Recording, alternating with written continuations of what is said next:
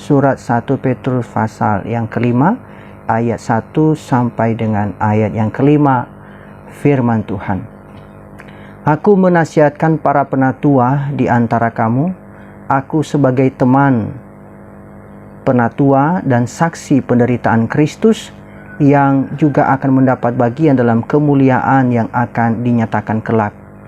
Gembalakanlah kawanan domba Allah yang ada padamu, jangan dengan paksa, tetapi dengan sukarela, sesuai dengan kehendak Allah, dan jangan karena mau mencari keuntungan, tetapi dengan pengabdian diri.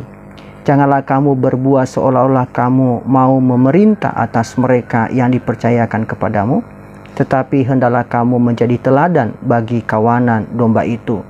Maka kamu, apabila Gembala Agung datang, kamu akan menerima mahkota kemuliaan yang tidak dapat layu. Demikianlah juga kamu, hai orang-orang muda, tunduklah kepada orang-orang yang tua, dan kamu semua rendahkanlah dirimu seorang terhadap yang lain, sebab Allah menentang orang yang congkak, tetapi mengasihani orang yang rendah hati. Amin untuk kebenaran firman Tuhan. Bapak, Ibu, Saudara yang dikasihi dalam Tuhan Yesus Kristus, tema perenungan firman Tuhan pada pagi hari ini, resep untuk gereja yang sehat. Resep untuk gereja yang sehat. Ketika kita berbicara resep, itu seolah-olah ada obat, tapi bisa berbicara juga nasihat. Saudara, gereja yang baik itu sulit untuk ditemukan. Saya sering mendengar pernyataan bahwa betapa besarnya kesulitan dialami dalam menemukan gereja yang sehat. Terkadang gereja kekurangan kebutuhan, seringkali tidak dapat menemukan gembala atau pendeta yang setia untuk memberitakan firman Tuhan. Kadang-kadang gereja tersiksa oleh perbedaan pendapat karena persoalan-persoalan kecil atau karena legalisme. Yang menjadi pertanyaan, apa yang menjadikan gereja itu sehat? Memang kalau kita membaca Alkitab banyak elemen yang dicantumkan, tapi yang paling penting adalah komitmen yang kuat terhadap firman Tuhan. Satu-satunya otoritas kita dalam iman dan perbuatan adalah firman Tuhan. Namun apa yang membuat komitmen terhadap firman Tuhan terjadi? Jawabannya adalah kepemimpinan yang kuat. Kebanyakan gereja mengalami naik dan turun dalam kepemimpinan, dalam kehidupan persekutuan. Ini sangat tergantung pada kualitas kepemimpinannya. Bahkan dengan pemimpin yang kuat dan pengikut yang suportif, dosa yang ada di mana-mana, yaitu kesombongan manusia, itu seringkali menghalangi dan menimbulkan masalah. Maka kalau kita melihat apa yang dipaparkan oleh Petrus, dia memberikan kita resep untuk gereja yang sehat. Dalam gereja yang sehat, para penatua akan menggembalakan dan kawanan domba akan tunduk. Semuanya dalam semangat saling rendah hati. Saudara, gereja yang menerima surat Petrus sedang menghadapi penganiayaan yang hebat. Cobaan seperti ini menguji kekompakan dan kekuatan sebuah gereja. Untuk bertahan hidup, maka mereka membutuhkan resep kesehatan rohani.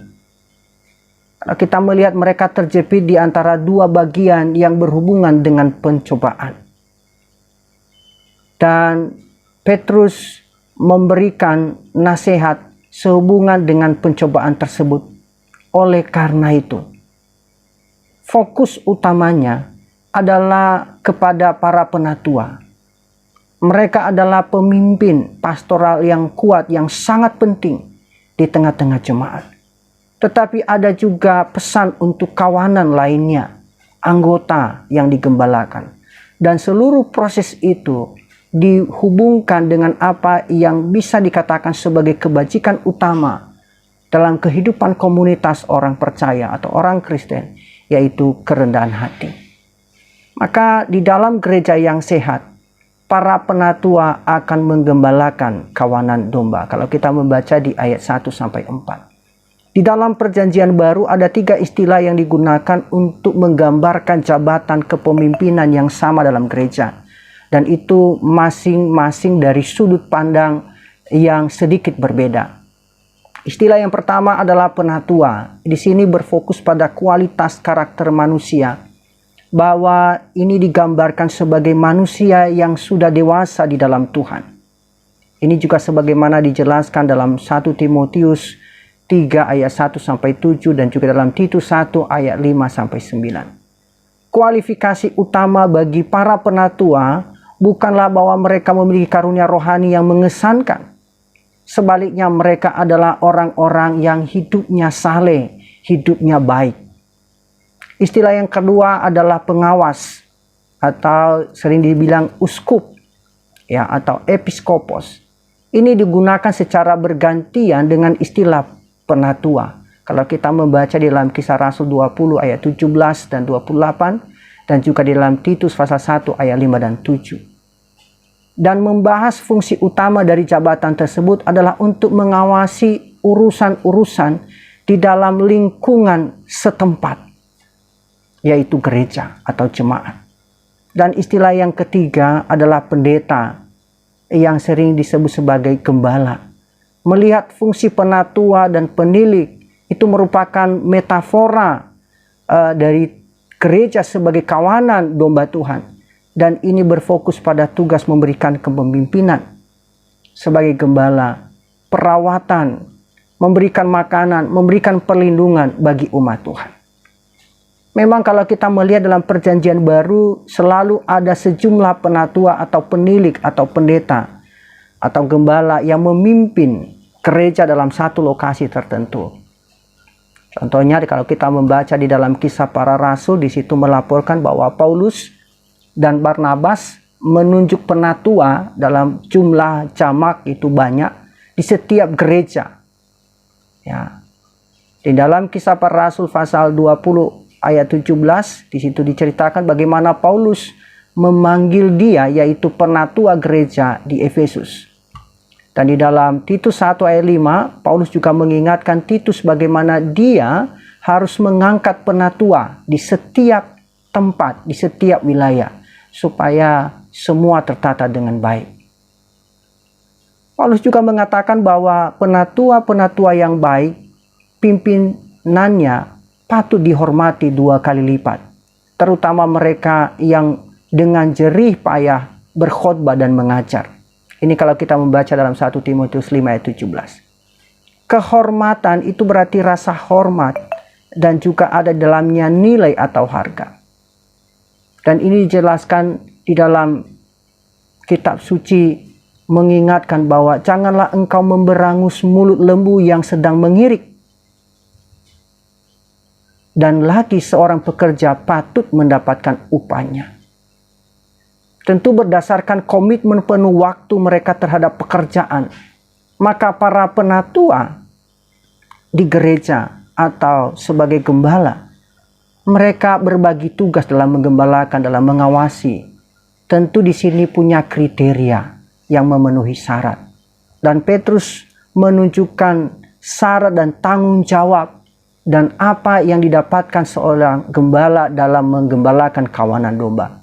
Yang pertama, persyaratan menggembalakan adalah pengalaman pribadi yang dekat dengan Kristus, atau ada relasi yang erat dengan Kristus. Kalau kita melihat di ayat 1, Petrus memberikan contoh apa yang ia nasihatkan. Ia tidak memerintah orang-orang lain meskipun sebagai rasul, tetapi ia bisa juga menegaskan wewenangnya sebagai seorang rasul. Karena mengapa? Karena dia sebagai seorang rasul tentu memiliki wewenang atas gereja, atas jemaat, atas penatua. Nah, penatua itu berhubungan dengan gereja lokal yang menggembalakan. Dan Petrus tidak menunjukkan kekuatan kerasulannya, namun dia memberikan nasihat dengan rendah hati sebagai sesama penatua. Petrus memulai dengan menceritakan pengalamannya sendiri dengan Kristus, sebagai dasar nasihatnya. Dia telah menjadi saksi penderitaan Kristus dan juga mengambil bagian dalam kemuliaan yang akan dinyatakan. Memang ada yang mengatakan bahwa Petrus tidak menyaksikan penyaliban karena dia menyangkal Kristus dan melarikan diri. Namun sebenarnya Petrus bisa jadi ada di sekitar penyaliban Yesus, di dalam kerumunan dan melihat Yesus tergantung di kayu salib. Bahkan jika dia tidak menyaksikannya, Petrus telah menyaksikan penderitaan Yesus sepanjang pelayanannya di dunia karena dia bersama dengan Kristus. Termasuk penderitaannya yang dialami oleh Kristus, oleh Yesus di taman. Bagaimana dia ditangkap, bagaimana dianiaya di dalam pengadilan. Dia juga telah melihat bekas luka di tangan dan lambung Yesus yang telah bangkit. Dia juga secara pribadi menyaksikan bagaimana penderitaan Kristus. Petrus juga telah melihat kemuliaan di mana dia dimuliakan di atas gunung. Dan ini juga mengingatkan bahwa ajaran Yesus tentang menjadi gembala yang baik dalam Yohanes 10. Dan juga dia memberikan perintah kepada Petrus yang dipulihkan untuk menggembalakan domba-dombanya. Dalam Yohanes 21 15-17. Itu artinya Petrus sebagai seorang penatua memiliki kedekatan yang erat dengan Kristus, mengalami sendiri bagaimana apa yang dialami oleh Kristus lewat kesaksiannya. Dan itu adalah dasar yang menjadi nasihat Petrus. Jadi Petrus menuliskan pengalamannya sendiri dengan Yesus Kristus bahwa dia adalah seorang saksi. Tentu seorang saksi tidak akan berspekulasi dalam menyaksikan. Seorang saksi akan menceritakan apa yang dilihatnya, apa yang didengarnya. Dan tentu seorang penatua yang ingin menggembalakan kawanan domba dengan sungguh-sungguh tentu harus mempelajari kesaksian. Seperti kisah-kisah para rasul di dalam kitab suci. Bagaimana mereka menggembalakan di dalam firman Tuhan. Terutama berkaitan dengan salib, yaitu penderitaan Kristus. Dan bagaimana kedatangan kerajaan Kristus, yaitu kemuliaan yang akan dinyatakan. Salib adalah pusat kehidupan Kristiani. Dan seorang penatua harus hidup dengan salib setiap hari. Dan mampu membantu orang lain untuk melakukannya.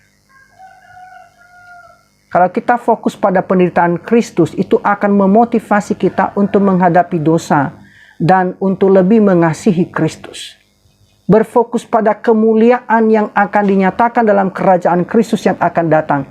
Itu akan menjadikan seorang penatua hidup dalam kekudusan dan pengharapan dalam terang kedatangan Kristus. Dari pengalaman pribadi yang melimpah tentang salib Kristus dan kedatangan kerajaannya, seseorang dapat melayani Kristus dan melayani kawanan dombanya, yaitu gereja. Seorang penatua adalah seorang yang berjalan dekat dengan juru selamat yang disalibkan, yang sudah bangkit dan pasti akan datang kembali. Yang kedua, tanggung jawab penggembalaan itu adalah melakukan pengawasan dengan sikap yang benar. Saudara, selain menggembalakan dengan pengalaman pribadi yang dekat dengan Kristus, hal yang kedua yang perlu kita sadari adalah memiliki tanggung jawab, yaitu melakukan pengawasan dengan sikap yang benar. Di situ ada perintah, gembalakanlah kawanan domba Allah. Ini mengingatkan kita akan gambaran Alkitab atau firman Allah yang sering kita dengar bahwa Allah adalah gembala dan umatnya adalah kawanan dombanya. Dan dia telah menunjuk para gembala bawahan untuk menggembalakan kawanan dombanya. Gembala mengenal domba-dombanya. Dan Yesus ketika berbicara tentang dirinya sebagai gembala yang baik, mengatakan bahwa dia memanggil domba-dombanya dengan namanya dan mereka mengikuti dia karena mereka mengenal suaranya. Di dalam Yohanes 10 ayat 3 sampai 4 dan 14. Paling tidak tugas penggembalaan adalah mengenal orang berdasarkan namanya dan membiarkan mereka mengenal dirinya.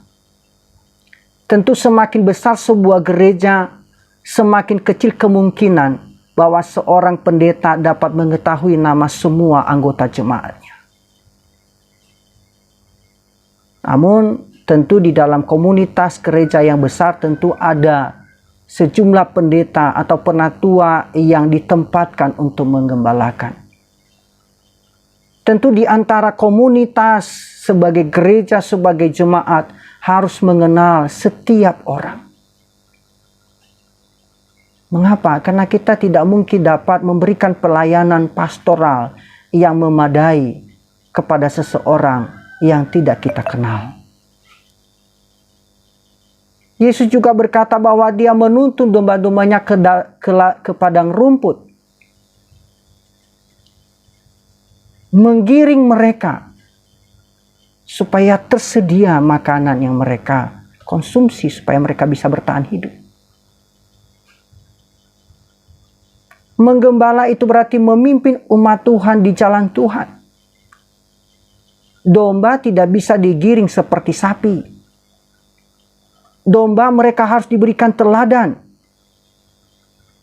Menggembalakan itu berarti membawa domba ke padang rumput yang kaya akan firman Tuhan, di mana mereka dapat diberi makan dan diberikan gizi yang bagus. Gembala juga bersedia untuk membalut setiap domba yang terluka. Gembala juga memberikan mengoreksi domba yang menimbulkan masalah. Dan gembala juga selalu waspada dan menjaga serta membela setiap kawanan dari musuh dan yang akan menghancurkan, yang akan mencerai-beraikan. Dan seringkali pekerjaan ini adalah memerlukan pengorbanan dan usaha pribadi yang besar.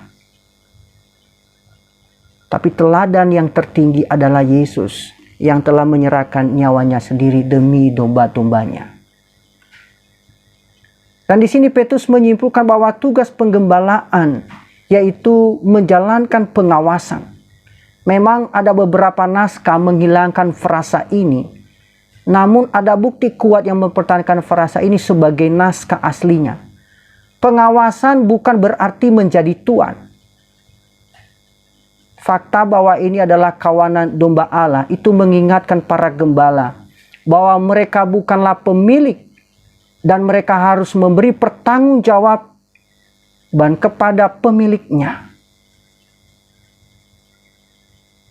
Mereka harus memberikan pengawasan terhadap kawanan domba di bawah naungan Tuhan.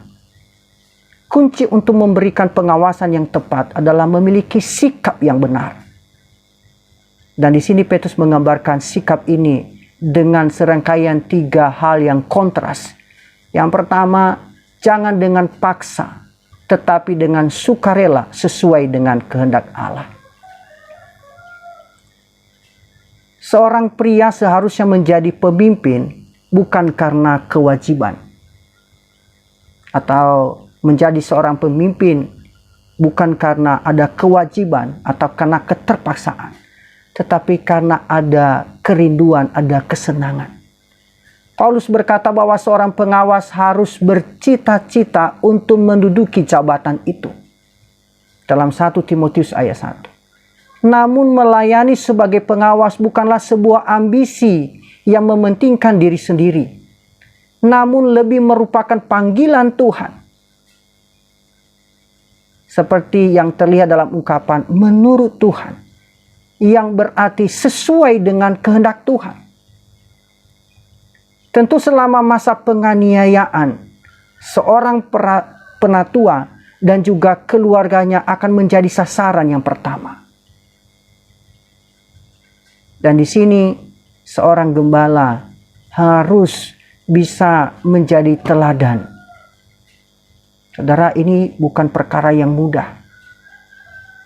Jadi seorang pengawas harus melayani dengan senang hati karena Allah telah memanggilnya untuk melakukan tersebut. Bukan dengan enggan karena dia dipaksa untuk melakukannya. Maka kalau kita melihat ketika seorang gembala diangkat karena terpaksa, maka efektivitas menggembalakan itu tidak ada. Dombanya, jemaatnya akan mencari perlindungan dan naungan di tempat kawanan yang lain. Hal yang kedua, sebagai seorang penatua atau gembala, jangan karena mau mencari keuntungan, tetapi dikatakan dengan pengabdian diri. Saudara, lawan dari melayani di bawah paksaan adalah melayani dengan penuh semangat, dengan penuh kerendahan hati, kerelaan. Namun ada pula yang melayani dengan penuh semangat karena alasan yang salah. Karena untuk mendapatkan keuntungan atau kekuasaan. Kita melihat apa yang dinasihatkan Paulus, bahwa sudah selayaknya beberapa penatua itu mendapatkan dukungan finansial untuk pekerjaan mereka. Terutama mereka yang bekerja keras dalam berkhotbah dan mengajar yang membutuhkan banyak waktu. Namun motivasi seorang bukan untuk mencari uang melalui pelayanan, melainkan untuk melayani Tuhan dengan penuh sukacita, penuh semangat, kerelaan. Dikatakan dengan pengabdian diri. Memiliki loyalitas yang tinggi. Maka kalau ada hamba Tuhan yang seperti ini, perlu diberikan penghargaan yang setinggi-tingginya. Mengapa? Karena dia menyerahkan totalitas hidupnya. Dia tidak memikirkan resiko atau apapun yang dialami. Maka kalau kita jemaat melihat seperti ini, gembala yang sudah memberikan waktu, memberikan pikiran, memberikan semua waktunya untuk melayani, maka kita adalah jemaat yang celaka. Tidak menghargai apa yang Tuhan percayakan kepada kita. Yang ketiga, dikatakan janganlah kamu berbuat seolah-olah kamu mau memerintah atas mereka yang dipercayakan kepadamu. Tetapi hendaklah kamu menjadi teladan bagi kawanan domba itu. Ada yang masuk ke dalam pelayan karena mereka menyukai kekuasaan atau status sebagai pemimpin. Tapi kalau kita melihat di sini, diberikan kepadamu, yaitu tanggung jawab. Itu berarti diberikan dengan kepercayaan. Dan hal ini menggarisbawahi bahwa fakta bahwa kawanan domba Allah itu adalah milik Allah dan dipercayakan kepada para penilik, kepada para penatua, kepada para gembala, para pendeta, sebagaimana mereka akan bertanggung jawab. Bukan bertanggung jawab kepada orang, tetapi bertanggung jawabnya kepada Allah. Saudara, kadangkala sikap seorang gembala menggembalakan dengan otoritas yang memang berasal dari Tuhan. Tentu di sini seorang gembala harus memerintah, melaksanakan tanggung jawabnya, dan itu harus menjadikan teladan.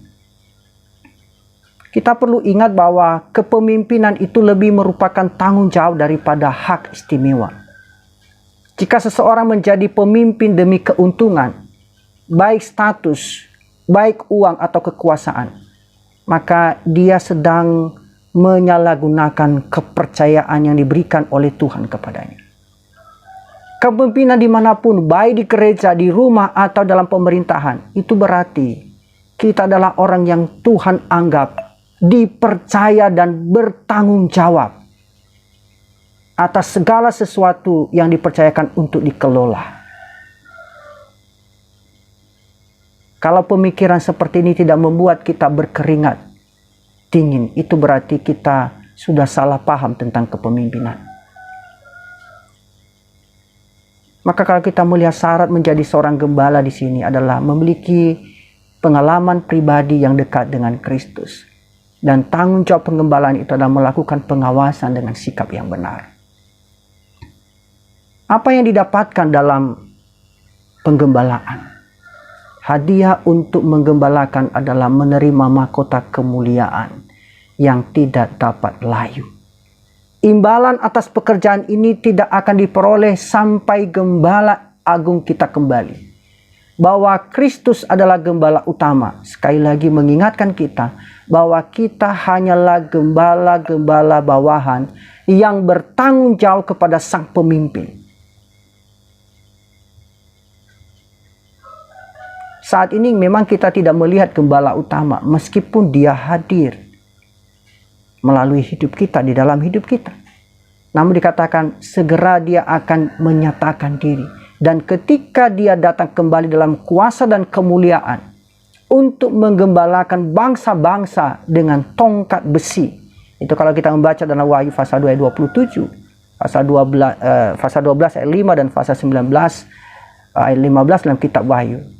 Maka motivasi kita dalam melayani sebagai seorang gembala, sebagai seorang hamba Tuhan, jangan sekali-kali menerima pujian dari manusia, tapi hanya keinginan untuk mendengar pada hari besar. Dikatakan, bagus sekali, baik sekali, hamba yang baik dan setia. Mengapa? Karena kita akan berbagi dalam kemuliaannya. Berbeda dengan imbalan atau apa yang diberikan oleh dunia yang akan memudar, yang bisa layu, tidak akan bertahan lama. Tapi apa yang diberikan oleh Tuhan itu akan bertahan untuk selamanya. Masakan kita menaruhkan hidup kita kepada hal yang bersifat sementara, sedangkan Tuhan sudah menyediakan upah yang tetap tidak dapat layu untuk selamanya. Saudara, dalam gereja yang sehat, kawanan domba akan tunduk kepada para penatua. Memang ada banyak perdebatan mengenai mengapa Petrus memilih para pemuda di sini. Dikatakan di ayat yang ke-5a, dikatakan di sana, demikianlah juga kamu, hai orang-orang muda. Ya, kalau kita memahami bagian ini, memang ada yang berasumsi bahwa perempuan akan tunduk kepada orang yang lebih tua. Namun remaja putra atau pemuda itu lebih cenderung membenci otoritas. Maka dinasihatkan, laki-laki yang lebih muda seringkali lebih tidak sabar dan idealis dibandingkan laki-laki yang lebih dewasa dalam kepemimpinan. Ya, makanya dikatakan, dia mengingatkan kepada anak-anak muda, tunduklah kepada para penatua, kepada siapapun. Dan dikatakan bukan hanya kepada anak-anak muda, tapi kepada semua. Tunduk kepada para penatua. Ketundukan bukan berarti diam menerima keputusan. Ada tempat untuk mengungkapkan ketidaksetujuan dan menyuarakan keprihatinan. Namun ketundukan di sini pada dasarnya adalah sikap hormat dan pengakuan terhadap seseorang. Maka ketika para penatua, para pendeta, para gembala melanggar prinsip yang jelas dalam kitab suci, maka kawanan domba bertanggung jawab untuk mengajukan, memberikan nasihat, memberikan tuntunan melalui firman Tuhan. Jika seorang penatua melanggar kebenaran firman Tuhan, maka dikatakan dia harus diberhentikan dari jabatannya. Maka di dalam gereja perlu ada disiplin. Di dalam gereja yang sehat ada disiplin. Kalau gereja tidak punya disiplin, maka sebaiknya saudara menghindari gereja ini. Sudah tahu itu dosa, tidak ada teguran, tidak ada nasihat, tidak ada disiplin, membiarkan bahkan kompromi. Saya percaya gereja ini bukan menjadi gereja yang baik, bukan gereja yang sehat. Gereja yang sehat akan menegakkan disiplin. Dalam gereja yang sehat, setiap orang akan berhubungan satu sama lain dalam semangat kerendahan hati. Saudara, pakaian itu adalah kata yang unik yang mengacu pada celemek yang dikenakan oleh seorang pelayan sebelum melakukan tugasnya. Ya, ini kalau ada ibu-ibu atau seorang tukang masak, dia pakai celemek. Dan di sini Petrus mengingat akan Yesus yang juga mengambil kain dan mengikatkan dirinya ketika ia membasuh kaki murid-muridnya. Kerendahan hati adalah jubah yang harus kita kenakan pada diri kita. Sejauh yang saya tahu dalam Alkitab, Alkitab tidak pernah menganjurkan kita untuk berpikir lebih tinggi tentang diri kita sendiri atau untuk meningkatkan harga diri kita. Tidak. Kendatipun banyak para penulis, banyak para pengajar menganjurkan, mari tingkatkan harga diri. Mari tingkatkan, berpikirlah lebih tinggi. Tapi kita sering diberitahu oleh firman Tuhan, kita perlu merendahkan diri. Saudara, keteladanan di dalam firman Tuhan, ada banyak orang, tokoh-tokoh Alkitab, yang juga mengajarkan bagaimana harus merendahkan diri. Bukan karena dia sebagai seorang pemimpin yang berkuasa, tapi dia merendahkan diri. Saudara yang kasih dalam Tuhan Yesus Kristus, ada banyak juga para tokoh-tokoh, pengkhotbah, pengajar yang mengajarkan bagaimana menjadi seorang pemimpin.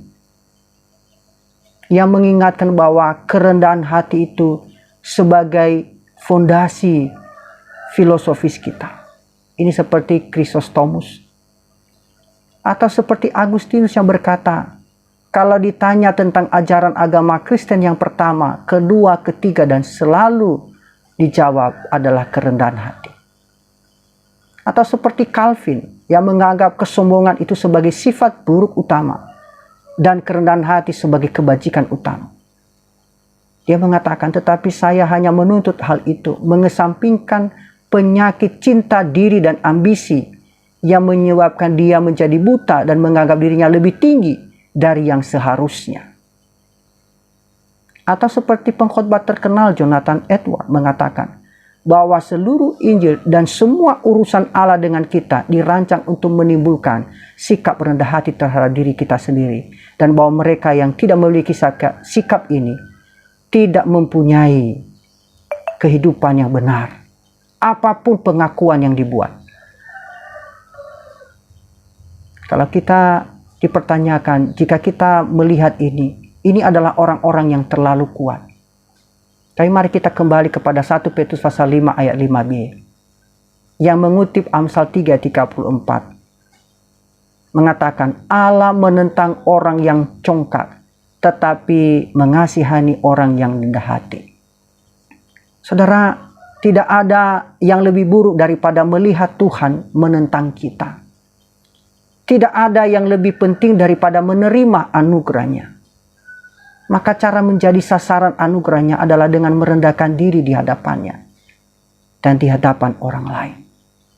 Ini juga merupakan keutamaan bagi relasi kita yang harmonis di dalam komunitas kita.